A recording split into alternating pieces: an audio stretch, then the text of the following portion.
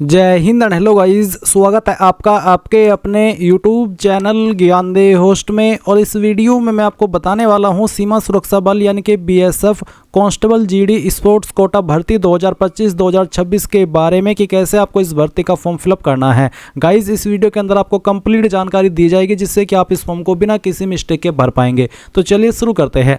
अगर आपने अभी तक वीडियो को लाइक शेयर नहीं किया हो तो कर दे और चैनल को सब्सक्राइब करके बेल आइकन ऑन कर ले। फिर जो लिंक मैंने आपको इस वीडियो को डिस्क्रिप्शन में दिया है आप ओपन करेंगे, आपको जानने को मिलेगा कि भर्ती 549 पोस्ट पर निकाली है। और गाइज इसके फॉर्म आप लोग यहां पर जो भर पाएंगे वो आप भर सकते हैं 27 दिसंबर 2025 से लेकर के 15 जनवरी 2026 तक। और गाइज इसके अलावा आपको यहां पर इसके एलिजिबिलिटी के बारे में अगर जानकारी दी जाए तो 10वीं पास कैंडिडेट इसमें अप्लाई कर सकते हैं। साथ ही साथ स्पोर्ट्स में आपको बोला है कि प्लेयर्स हु हैव पार्टिसिपेटेड और वोन medal in the various level of competition. और ये कौन कौन सी कंपटीशन, इसकी जानकारी मैं आपको आगे इसी वीडियो के अंदर देने वाला हूं ताकि आपको कंप्लीट जानकारी हो जाए कि एग्जैक्टली कौन इसमें स्पोर्ट्स क्वालिफिकेशन से अप्लाई करने के लिए एलिजिबल है। इसके साथ ही इसमें हाइट की कंडीशन भी है। अगर आप मेल है तो आपकी हाइट 170 सेंटीमीटर कम से कम हो और फीमेल है तो 157 सेंटीमीटर कम से कम हो। चेस्ट आपकी बिना फ्लाई 80 और फ्ला करके 85 हो जानी चाहिए, जहां पर 5 सेंटीमीटर का फ्लाउ जरूरी है और फीमेल से चेस्ट का माप नहीं लिया जाएगा। एज लिमिट आपकी 18 से 23 साल के बीच रखी गई है। फीस इसमें जनरल OBC EWS के लिए 100 है और SC ST फीमेल के लिए कोई फीस नहीं है। बट यहाँ पर गाइज आपको पोर्टल चार्ज के रूप में 59 रुपीज़ एक्स्ट्रा देनी है, जिससे कि जनरल OBC EWS को 159 रुपये फीस पे करनी होगी और SC ST फीमेल को 59 जो पोर्टल चार्ज है वो पे करना होगा। अगर इस बार पोर्टल चार्ज में कोई चेंजेस कर दिया है और अब आपसे पोर्टल चार्ज नहीं लिया जाता हो तो वो आपको आगे जब आप इस फॉर्म को फिल करेंगे पता चल जाएगा। सैलरी आपको लेवल 3 की मिलेगी जो कि 21,700 रुपये से लेकर के 69,100 रुपये होती है। सिलेक्शन आपका कैसे होगा वो आप यहाँ पर देख सकते हैं। अब आप इंपॉर्टेंट लिंक के सेक्शन से ऑफिशियल नोटिफिकेशन PDF के ऊपर क्लिक करेंगे और ये PDF ओपन करने के बाद आप यहाँ पर पूरी की पूरी जानकारी ऑफिशियल वेमेस नोटिफिकेशन से देख सकते हैं, जहाँ पर आपको 549 वैकेंसी दी गई है, आपकी फॉर्म भरने की डेट, इसके अलावा कौन से डिसिप्लिन या फिर कह लीजिए कि किस स्पोर्ट्स में मेल के लिए कितनी वैकेंसी है और फीमेल के लिए कितनी वैकेंसी है। और इन्हीं स्पोर्ट्स में अगर आपने पार्टिसिपेट किया है तो ही आप इसमें अप्लाई करने के लिए एलिजिबल है। सभी स्पोर्ट्स यहाँ पर दिए गए हैं। अब यहाँ पर गाइज आपको ये बताया गया कि कौन कौन से लेवल पर अगर आपने पार्टिसिपेट किया है जिससे कि आप एलिजिबल हो सकते हैं। तो यहाँ पर देख सकते हैं sports qualification, player who have participated or won medals in the level of competition given at para 4B। तो 4B जो पारा है उसके ऊपर हम चलते हैं। आप यहाँ पर देख सकते हैं इसमें इंडिविजुअल इवेंट, इंटरनेशनल, नेशनल या फिर इंटरनेशनल इवेंट, फिर नेशनल इवेंट जो यहाँ पर मेंशन किए गए, फिर टीम इवेंट, इंटरनेशनल या फिर national, international event, national event. अगर आपने इनमें से किसी भी इवेंट में पार्टिसिपेट किया है तो गाइज आप इसमें अप्लाई करने के लिए एलिजिबल है। और यहाँ पर थोड़ा सा और अच्छे वे में आपको कंपटीशन का जो कंपटीशंस है उनकी जानकारी दी है। और यहाँ पर आप देख सकते हैं कि किनको फर्स्ट प्रेफरेंस दी जाएगी और किनको सेकंड प्रेफरेंस दी जाएगी जब आपका सिलेक्शन होगा उसमें। और बाकी की इन्फॉर्मेशन भी आप यहाँ पर अच्छे से चेक कर सकते हैं। अब आपको इसमें ये क्लियर हो गया होगा कि मैं अप्लाई करने के लिए एलिजिबल हूँ या फिर नहीं हूँ। और अगर आपको कोई डाउट है आपकी स्पोर्ट्स क्वालिफिकेशन पर और आप ये कन्फर्म करना चाहते हैं कि क्या मैं फॉर्म भर सकता हूँ या फिर नहीं, तो आप कमेंट के माध्यम से पूछ लीजिएगा। अब चलिए, अगर आप इसमें इंटरेस्टेड है तो फॉर्म कैसे भरना है वो जान लीजिए। आपको यहां पर इंपॉर्टेंट लिंक के सेक्शन में आना है और अप्लाई ऑनलाइन लिंक ओपन करना है। इसके बाद आपके सामने BSF की ऑफिशियल वेबसाइट आ जाएगी। यहाँ पर आ जाने के बाद में आप कैंडिडेट लॉगिन इसके ऊपर क्लिक करेंगे। और मैं आपको बता दूं कि अगर आपने इस वेबसाइट का इस्तेमाल करके जब से वेबसाइट बनी हुई है पिछले 3-4 साल से अगर कोई भी फॉर्म भरा है तो आपका इसमें अकाउंट बना हुआ है, आप नया रजिस्ट्रेशन नहीं करेंगे, आप उसको लॉगिन करके फॉर्म भरेंगे। उसको लॉगिन कैसे करना है जान लीजिए। यहाँ पर आप आपकी रजिस्टर्ड ईमेल ID या फिर नंबर डालेंगे, फिर पासवर्ड डालेंगे जो आपने उस वक्त बनाया था अपनी मर्जी का, और फिर आई एम नॉट रोबोट के ऊपर क्लिक करके लॉगिन कर लेंगे। अगर आप पासवर्ड भूल चुके हैं तो आपको फॉरगॉट पासवर्ड पर क्लिक करना है, अपना रजिस्टर्ड नंबर या ईमेल डालना है, कोई एक चीज़ डालेंगे और फिर आई एम नॉट रोबोट के ऊपर क्लिक करके सबमिट कर देंगे। देन गाइज यहाँ पर आपके नंबर और ईमेल के ऊपर एक OTP सेंड किया जाएगा। जैसे ही आप यहाँ पर OTP वेरिफिकेशन करेंगे तो आपको एक न्यू पासवर्ड आपके नंबर पर या ईमेल पर भेज दिया जाएगा जिसका इस्तेमाल करके आप लॉगिन हो जाएंगे। बट गाइज अगर आप फ्रेशर है, आपने इस वेबसाइट का इस्तेमाल करके कोई फॉर्म नहीं भरा, पहली बार कोई फॉर्म भरने वाले, तो आपको उसमें पहले अकाउंट बनाना होगा। इसके लिए आप यहाँ पर न्यू कैंडिडेट के नीचे जो रजिस्टर हियर है इसके ऊपर क्लिक करेंगे। देन आपके सामने कुछ ऐसा इंटरफेस आएगा। अब आप यहाँ पर आपका नाम एंटर करना, ये नाम जो आप एंटर करेंगे ये आपको 10th के सर्टिफिकेट के अकॉर्डिंग एंटर करना है। फिर आपका मोबाइल नंबर जो कि आप रजिस्टर करना चाहते हैं और उसके बाद में आपकी रजिस्टर जो आप ईमेल ID रजिस्टर करना चाहते हैं वो ईमेल ID। तो ये दोनों चीज़ आप यहाँ पर जब डाल देंगे तो आपको जनरेट OTP इसके ऊपर क्लिक करना है। इसके बाद गाइज आपके सामने यहाँ पर OTP वेरिफिकेशन का पेज आएगा। कहने का मतलब ये है कि आपको आपके नंबर और ईमेल दोनों पर OTP OTP सेंड किए जाएंगे। जैसे ही आप वो OTP वेरीफाई कर देंगे तो आपके सामने एड्रेस डिटेल का सेक्शन आ जाएगा। गाइज मैं आपको बता दूं कि मेरी प्रोफाइल यहाँ पर पहले से बनी हुई है, इसलिए मैं आपको अपनी प्रोफाइल को एडिट करके यहाँ पर दिखाने वाला हूँ। आपके सामने जो ऑप्शन है वो नए सिरे से आएंगे। जैसे कि मैंने अभी आपको बताया कि पहले पर्सनल डिटेल आएगी और उसके बाद में ये एड्रेस डिटेल आएगी। तो आप यहाँ पर आपका जो परमानेंट एड्रेस है वो फिल करेंगे। तो जो भी परमानेंट एड्रेस है वो आप परमानेंट एड्रेस के सेक्शन में फिल करना, और फिर जो आपका पिन कोड है वो यहाँ पर आपको फिल करना है। उसके बाद आप आपकी स्टेट सिलेक्ट कर लेंगे। फिर जो आपकी डिस्ट्रिक्ट है वो आपको यहाँ पर सिलेक्ट कर लेनी है। एंड देन जो आपका विलेज, सिटी है, गांव, शहर है वो आपको यहाँ पर लिखना होगा। आपका नज़दीकी पुलिस स्टेशन कौन सा है वो भी आप यहाँ पर फिल कर देंगे। फिर आपका डाकघर कौन सा है वो डाकघर आप यहाँ पर लिखेंगे। एंड देन जो आपकी तहसील है वो भी आपको यहाँ पर खुद से टाइप कर देनी है। फिर नीचे आएगा कोरस्पोंडेंस एड्रेस। कोरस्पोंडेंस एड्रेस का मतलब होता है प्रेजेंट एड्रेस, और नीचे एक लाइन है सेम एज परमानेंट एड्रेस, यानी कि अगर आपका प्रेजेंट एड्रेस यानी कि कोरस्पोंडेंस एड्रेस और परमानेंट एड्रेस सेम है, एक ही है, अलग अलग नहीं है, तो आप इस बॉक्स को टिक कर देना। अगर अलग अलग है तो अनटिक करके अलग से नीचे अपना प्रेजेंट एड्रेस भर दीजिएगा। फिर आप यहाँ पर सेव नेक्स्ट के ऊपर क्लिक करेंगे। इसके बाद आपके सामने यहाँ पर अदर डिटेल का सेक्शन आएगा। तो सबसे पहले आपसे पूछे डू यू हैव एनसीसी, क्या आपके पास एनसीसी प्रमाण पत्र है? अगर है तो यस, नहीं तो आप नो करेंगे। फिर पूछा क्या आपके पास खेल उपलब्धि प्रमाण पत्र है? अगर आपके पास है तो आप यहाँ पर यस करना, नहीं तो आप इसमें भी नो कर देना। फिर आएगा फिजिकल स्टैंडर्ड्स। तो आपका फिजिकल स्टैंडर्ड क्या है? आपकी हाइट कितनी है वो आपको सेंटीमीटर के अंदर यहाँ पर लिख करके बतानी है। चेस्ट आपकी कितनी है वो आपको यहाँ पर बतानी है सेंटीमीटर में। और फिर वजन आपका कितना है कम से कम, वो वजन आपको यहाँ पर लिख देना है। फिर आएगा ब्लैक लिस्ट डिक्लेरेशन। इसमें कुछ सवाल पूछे, जैसे कि is there any criminal case pending against you, क्या आपके ऊपर कोई जो क्रिमिनल केस होते हैं वो पेंडिंग है? अगर है तो यस, नहीं तो आप नो करेंगे। फिर इज कम्युनल गुजरात रियोट, यानी कि जो कम्युनल दंगा हुआ था 2002 में गुजरात में, तो क्या आप उससे प्रभावित है? अगर हाँ तो यस, नहीं तो आप नो करेंगे। इसके बाद में is candidate who had ordinary been domiciled in the state of Jammu and Kashmir from 1/1/1980 to 31/12/1989, यानी कि आपसे पूछे कि क्या आप 1/1/1980 से लेकर के 31/12/1989 के बीच जम्मू एंड कश्मीर के निवासी थे? अगर हाँ तो यस, नहीं तो आप नो करेंगे। फिर आपको सेव नेक्स्ट के ऊपर क्लिक करना है। इसके बाद आपके सामने क्वालिफिकेशन की जानकारी आएगी। मैंने पहले से जानकारी ऐड करके रखी है, मैं आपको इन्हीं से जानकारी बताने वाला हूं कि कैसे आपको फिल करनी है। तो सबसे पहले आप यहां पर इसमें एसएससी मैट्रिक हाई स्कूल ये सिलेक्ट करना। फिर आपको 10वीं का सर्टिफिकेट नंबर यहां पर डालना होगा। एंड देन आपने किस साल के अंदर 10वीं पास कर ली थी वो साल आप सिलेक्ट कर लेंगे। स्टेट यानी कि कौन सी स्टेट से आपने पास किया वो सिलेक्ट करेंगे, और किस बोर्ड से की है। अगर आपका स्टेट बोर्ड है, स्टेट बोर्ड होता है आपका, जैसे कि अगर आप यूपी से है तो स्टेट बोर्ड हुआ यूपी बोर्ड, तो आप स्टेट बोर्ड भी सिलेक्ट कर सकते हैं, या फिर सीबीएसई या फिर आईसीएसई या फिर अदर बोर्ड, या फिर अगर आपको यहाँ पर आपके बोर्ड का ऑप्शन देखने को मिल रहा है तो आप वो भी सिलेक्ट कर सकते हैं।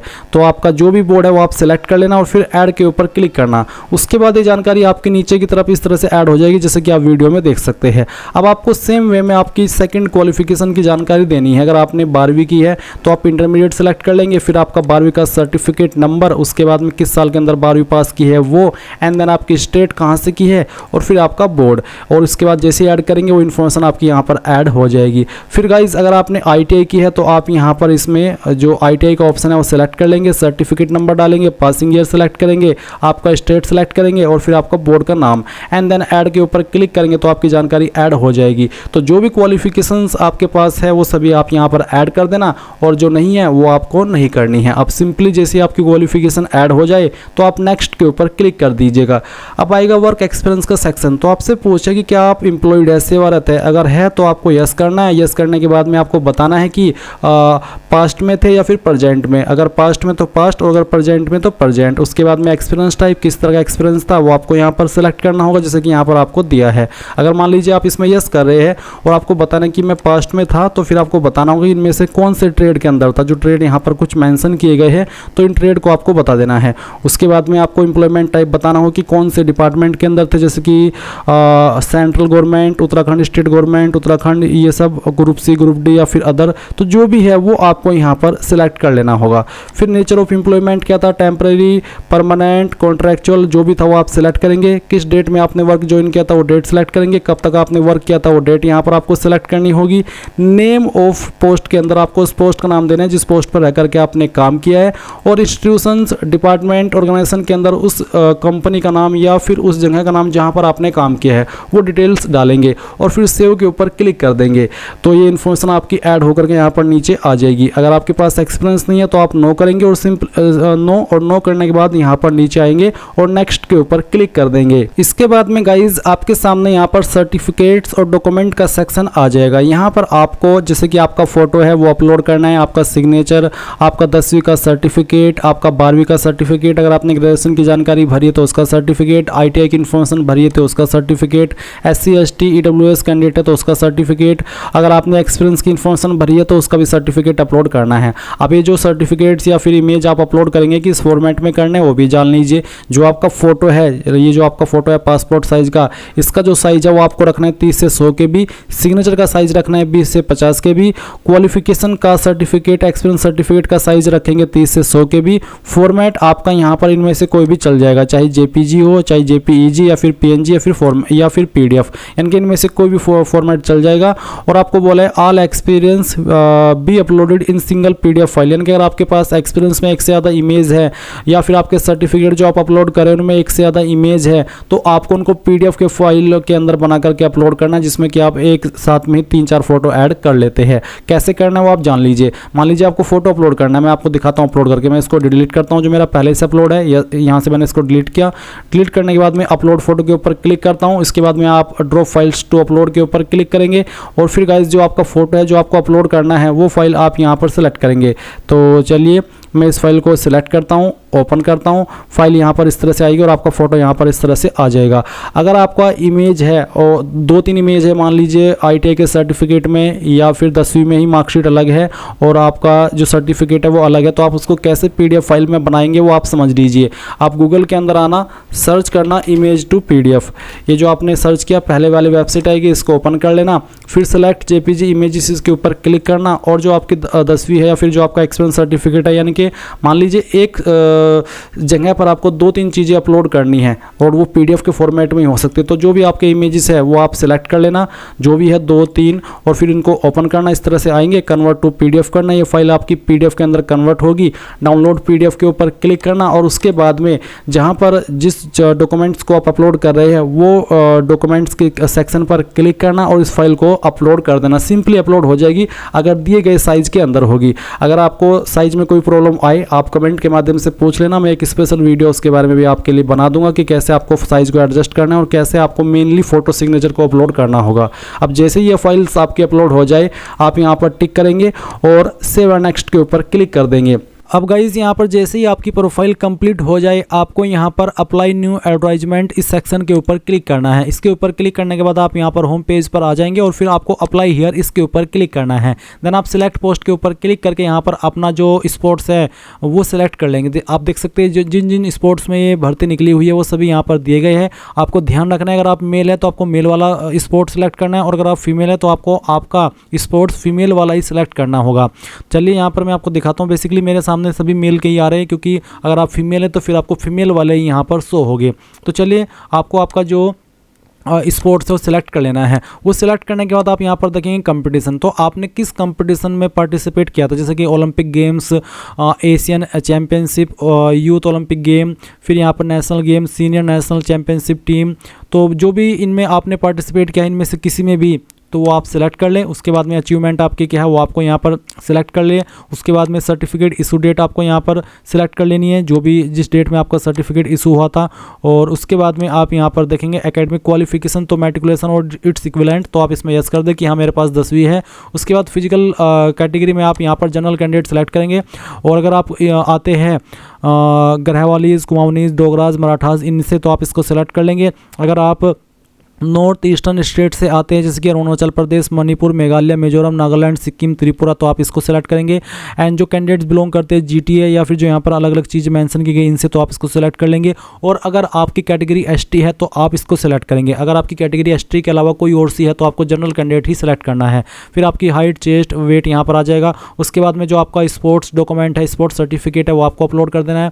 उसके बाद आप देखेंगे अपलोड एनेक्स्चर, जिसमें कि है प्लीज़ अपलोड एनेक्स्चर 8, यानी कि ये आपके स्पोर्ट्स के अकॉर्डिंग आपको अपलोड करना है।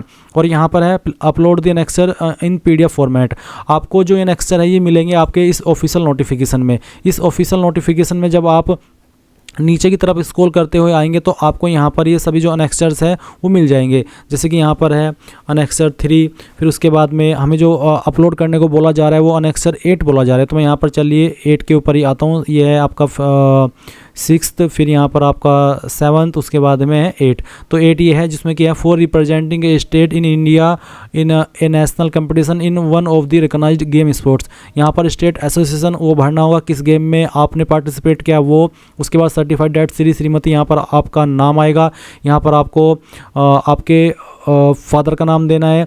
उसके बाद में किस एड्रेस से आप है आपको आपका एड्रेस लिखना है। फिर रिप्रेजेंटेड द स्टेट ऑफ, या आपको आपकी स्टेट लिखनी है। गेम या फिर इवेंट कौन सा था वो लिखना है। फिर हेल्ड कब हुआ था वो डेट लिखनी है, और कब से लेकर के कब तक हुआ था वो भी आपको देना होगा। फिर दी पोजीशन, कौन सी पोजीशन आपको मिली थी वो लिखना होगा। फिर स्टेट एसोसिएशन कौन सी थी वो यहाँ पर लिखना है। पैलेस लिखना है, डेट लिखनी है, सिग्नेचर, नेम, डेजिग्नेशन और name of the state association, यहाँ पर डेजिग्नेशन लिखनी होगी। इसके बाद में एड्रेस और फिर यहाँ पर सील।